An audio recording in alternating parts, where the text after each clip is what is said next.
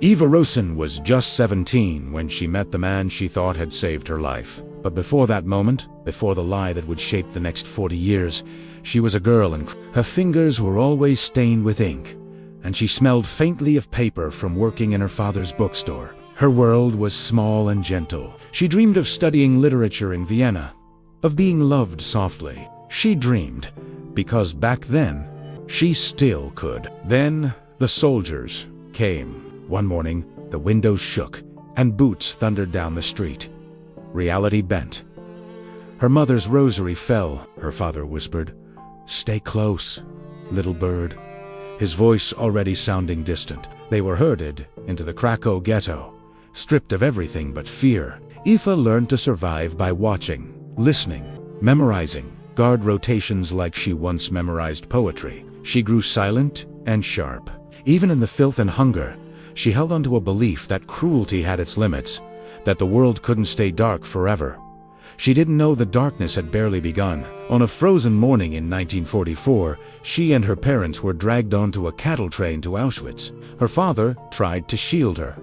She tried to shield her mother, but grief moved faster. When the doors slammed shut, it felt like the world had exhaled and locked her inside. Auschwitz stole sound first.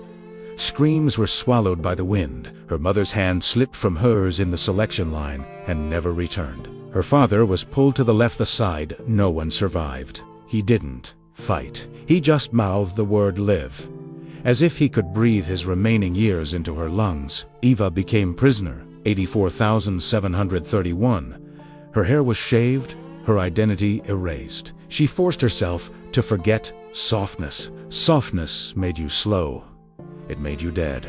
Every day, she watched girls disappear, some into chimneys, some into madness. Then one night, while hauling bricks until her fingers bled, she collapsed in the snow. A guard approached. She braced for the rifle, but instead, a voice whispered, "Get up. If you stay down, they'll shoot you." The man wasn't a guard. He wore prisoner's stripes like her, but his were cleaner, his face less starved. "Stan!" he hissed, gripping her arm. "Do not give them a reason." His name, he said later, was Marek. He claimed he worked in the administrative block where conditions were less lethal. He claimed he could get her transferred indoors, that he could keep her alive. Eva clung to his words like a rope thrown into a churning river. Within days, she was mysteriously reassigned to a clerical post, stamping documents she didn't understand. And Marek kept appearing. A stolen potato here, a whispered warning there. He always seemed to know which guards were drunk, which selections were coming. "You have to trust me," he would say. And c'est vive. Because everyone else she had ever loved was gone.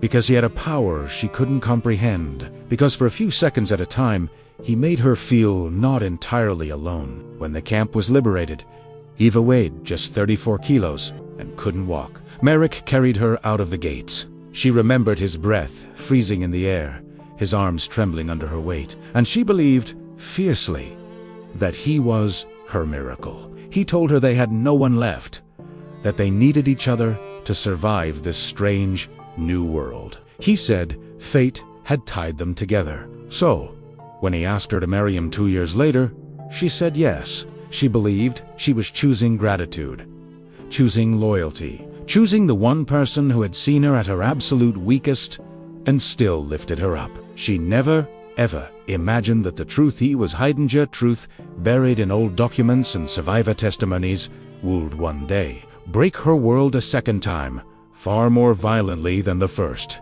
For years, Eva believed her marriage to Marek was a pact of silence. The past was a room they'd escaped together, locking the door behind them. He rarely spoke of the camp, and when he did, his words were vague and distant. She told herself silence was a form of healing. They built a new life in D, then in America, where their tailoring shop became a symbol of their reinvention. Marek was calm, efficient, precise qualities Eva admired, even when they unsettled her. When nightmares of the past woke her, he comforted her with logic, not warmth. She convinced herself that love didn't need warmth. It only needed gratitude, she believed, was a form of loyalty. For 40 years, she held onto that belief. Everything changed the day an elderly man named Samuel Adler walked into their shop. Eva recognized him instantly from the ghetto. But when Samuel's eyes met Marek's, a strange tension filled the air. "We met long ago," Samuel murmured. Marek's denial was too quick, too sharp. "I think you're mistaken." Samuel left without another word, but his visit planted a seed of doubt in Eva's heart. That night, when she asked Marek about him, his reaction was not confusion, but irritation. "Why does it matter?" he snapped. "Do you want to drown our lives in memories we can't change?" The floorboard of her trust had just begun to bend. In the months that followed, Eva started noticing things she'd once ignored. Marek's fluent German, which didn't match the fragments he claimed to remember. The gaps in his stories. The way he'd say "they chose me instead of I" was placed there. The unease grew, but it was a mysterious letter slipped under their shop door that shattered her world. It contained copies of archival documents, lists of names, administrative logs, and references to prisoner assistants. One name was eerily similar to Marek's original surname. The documents didn't accuse him of anything monstrous, but they hinted at a role within the camp system that came with safety, a role that often required cooperation. She confronted him that night, her hands trembling as she held the papers. "Is any of this connected to you?" she asked. His face tightened, not with shame, but with calculation. "People survived in different ways," he said, his tone dismissive. "Some had to do jobs others wouldn't take. It doesn't mean what you think it means." There was no remorse in his voice. No sorrow, only the cold logic she had mistaken for strength. Driven by a desperate need for the truth, Eva began her own search. She visited libraries, read testimonies, and spoke with survivor groups, always hoping to find something that would clear him. Instead, she found fragments that painted a complicated picture. Nothing explicit, but enough to suggest Marek had occupied a position near the camp's administration, a role that made his survival more likely than others. Then, Samuel returned. He spoke to her privately, his words cautious and heavy with the weight of decades. He didn't accuse Marek of cruelty.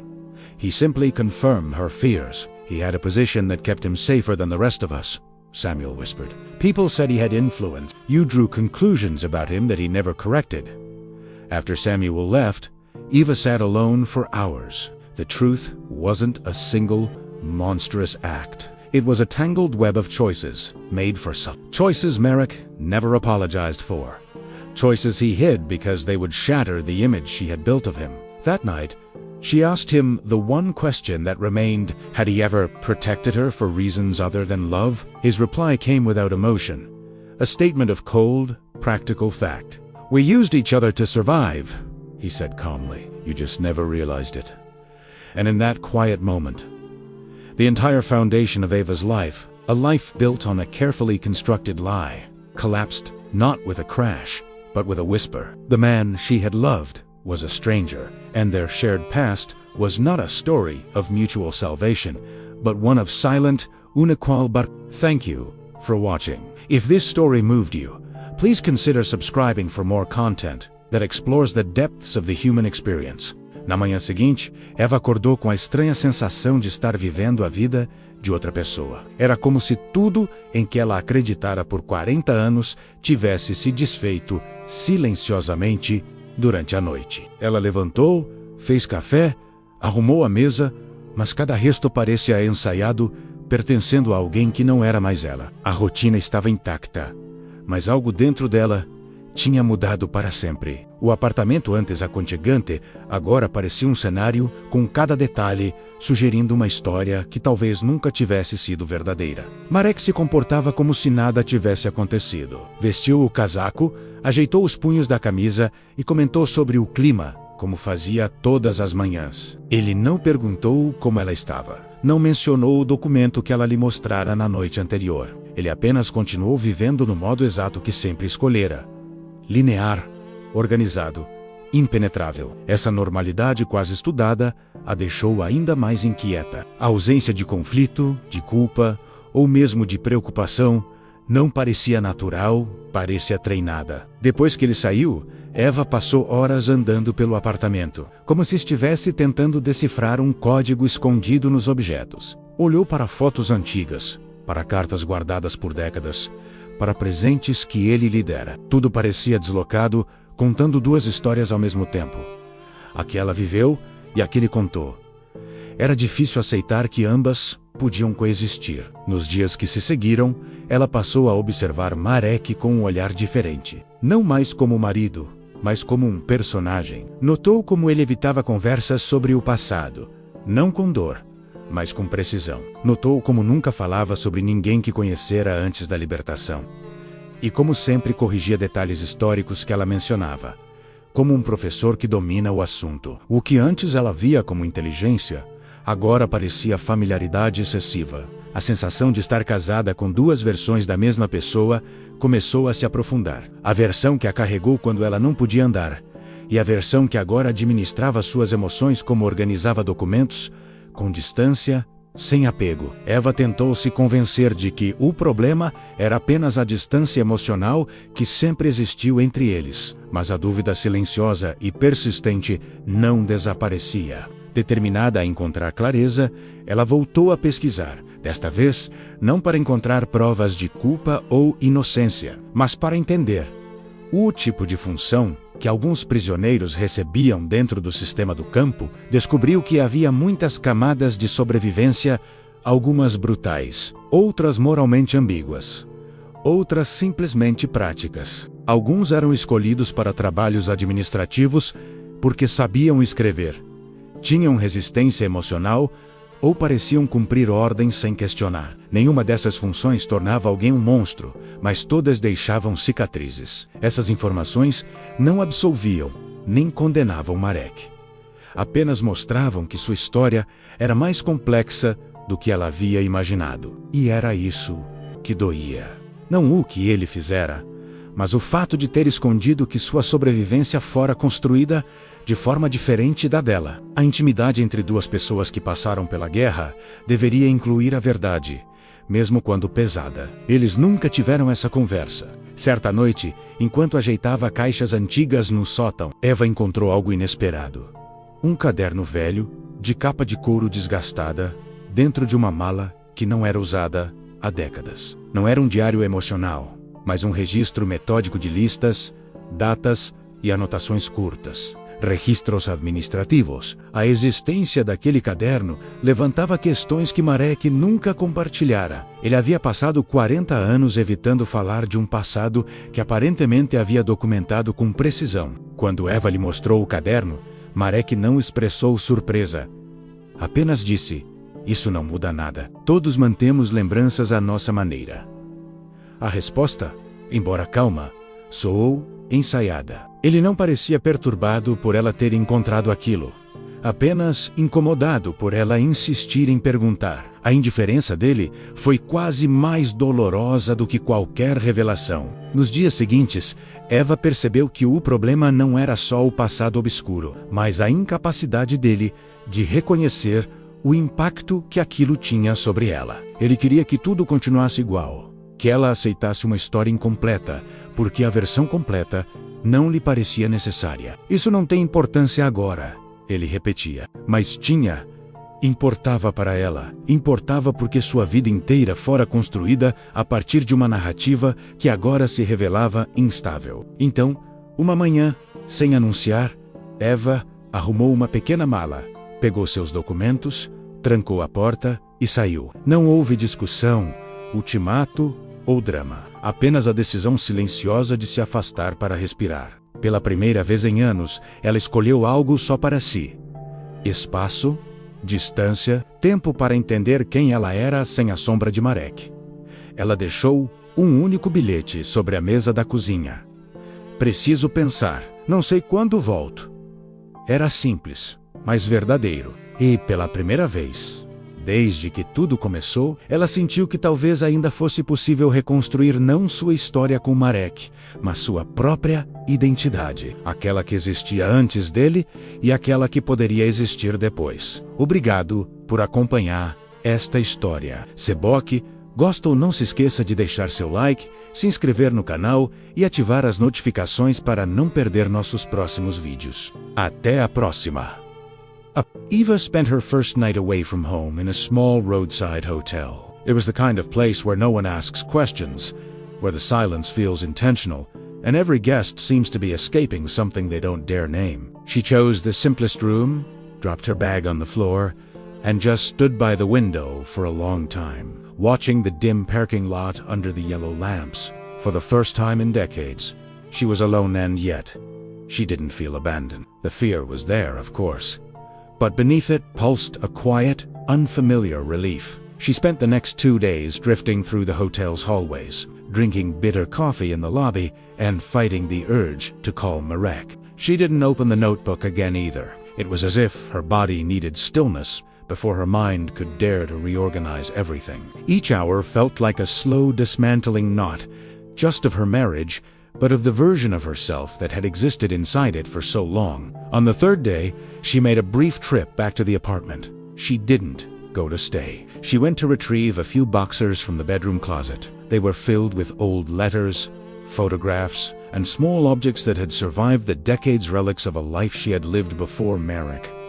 A life she had packed away without realizing the cost. Among them, she found a photograph of herself at 15. Her eyes were bright, her posture confident, her expression full of possibility. Looking at it was like meeting a stranger who somehow remembered her better than she remembered herself. The next morning, she boarded a train to a town she had never visited. She chose it precisely because it meant nothing to her. It was a blank page. The countryside passed by the window in long stretches of gold and gray, like scenes from someone else's memory. For the first time in years, she let herself simply observe the world instead of trying to survive it. The town was quiet, almost Hentley. She found a room in a small guest house, run by an elderly woman named Greta, who seemed to understand without asking that Eva needed space. Greta offered her tea, a warm blanket, and something far more valuable: the sense that no one expected anything from her. 4 days, Eva just walked aimlessly through the narrow streets, sat in parks,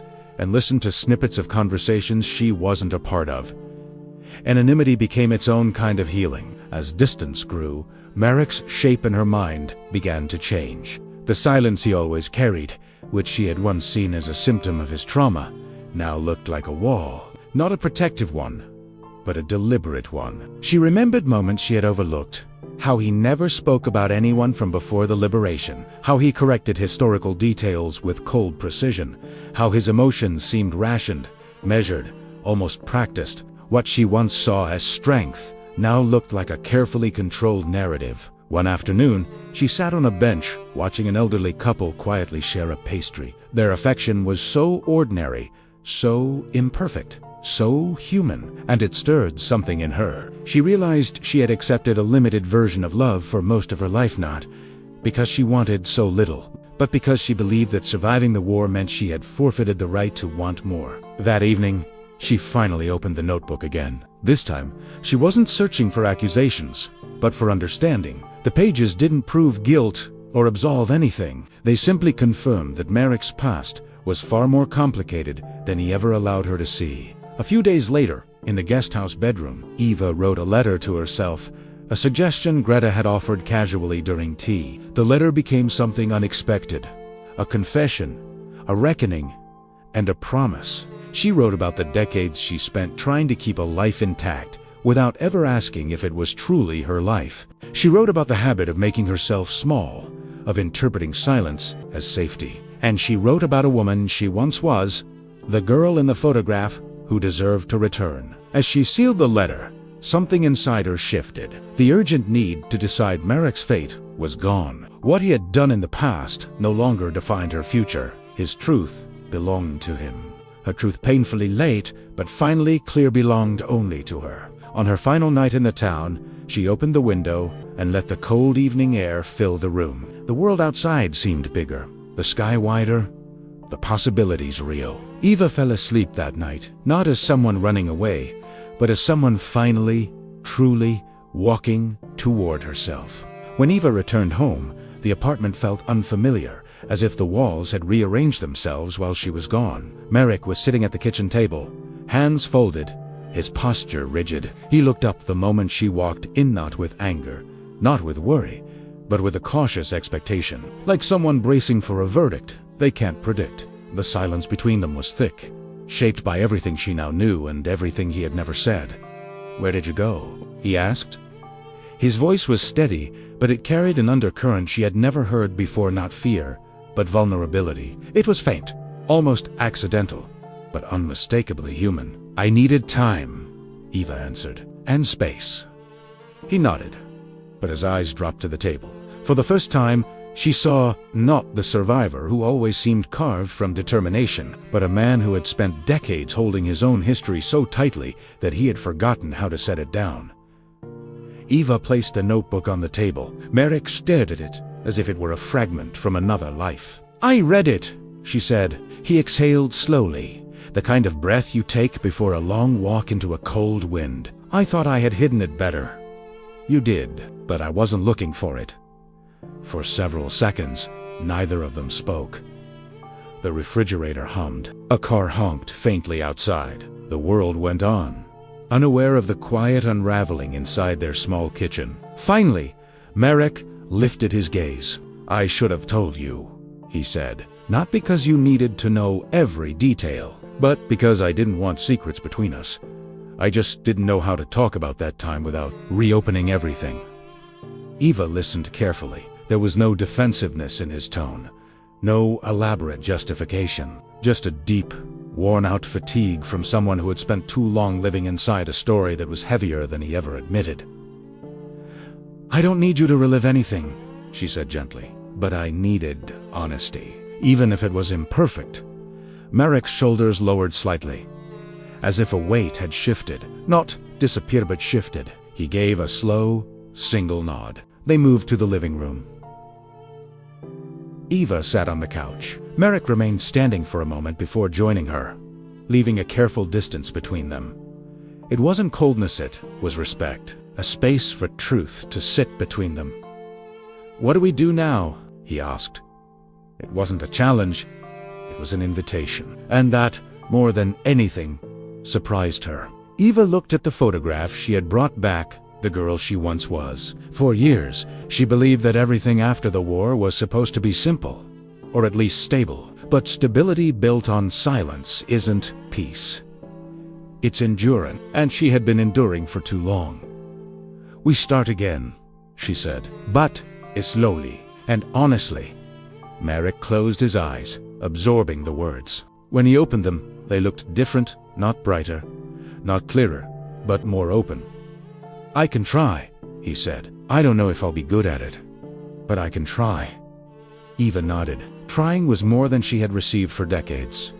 Trying was a beginning. Over the next days, the apartment felt quieter, but not in the old way. The silence no longer hovered like a shadow. It rested, gentle and They talked hesitant at first, then with more ease. Not about the war, not about the notebook, but about ordinary things. Meals, walks, dreams they had forgotten to say out loud. Marek showed small changes. He asked about her day. He reached for her hand without hesitation. He even started leaving notes on the counter, small, simple ones. "Back soon. Tea in the fridge. Did you sleep well?" Messages she never imagined would come from him. Eva didn't forgive everything instantly. Healing wasn't a switch. It was a slow unfolding. But for the first time, she felt seen, not as someone to protect, not as someone to reassure, but as a partner. Months later, they returned to the town where she had taken refuge. Not to run away, but to mark a new beginning. They visited the same park bench, the same narrow street, the same quiet cafe. And when the afternoon light fell across their table, Eva realized something. They were no longer defined by what had happened before. They were defined by what they were choosing now.